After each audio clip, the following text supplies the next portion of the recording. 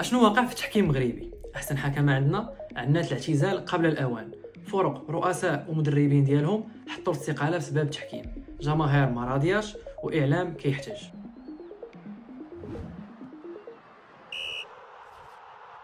التحكيم كان كيدير الاخطاء وباقي كيدير الاخطاء وغيبقى ديما يدير الاخطاء رغم التطور التكنولوجي. قبل ما نكون حكم كنت بحال اغلبيه الناس كنحتاج بواحد الطريقه اللي هي هستيريه، وديما كنكريتيكي الحكام وعلاش كيغلطوا وما مزيانينش وكيبيعوا الماتشات وهاد الهضره كامله. ولكن من نهار وليت تنحكم وشديت الصفارات انا في وسط الماتش تبدلات ليا النظره ديالي بواحد الشكل اللي كبير. وهادشي علاش بديت انا صناعه المحتوى في هادشي ديال التحكيم باش نكون عندي واحد التاثير ايجابي عليكم، وما ربما يكون واحد النقد بناء وتشوفوا الامور بنظره اخرى. الا جينا ندوي على الاخطاء فراه احسن 5 دوريات في العالم فيهم اخطاء. تشامبيونز ليغ فيها الاخطاء. دونك واش المشكل غير في التحكيم؟ فانا كيبان لي بلي المشكل فينا حنا كمتفرجين اللي بغينا واحد التحكيم اللي بارفي في واحد اللعبه اللي هي براسها ماشي بارفي. راه اللعاب لاطاكون ملي كيكون فاس فاس البوطو ولا كيسقل البينالتي حتى هو راه غلط.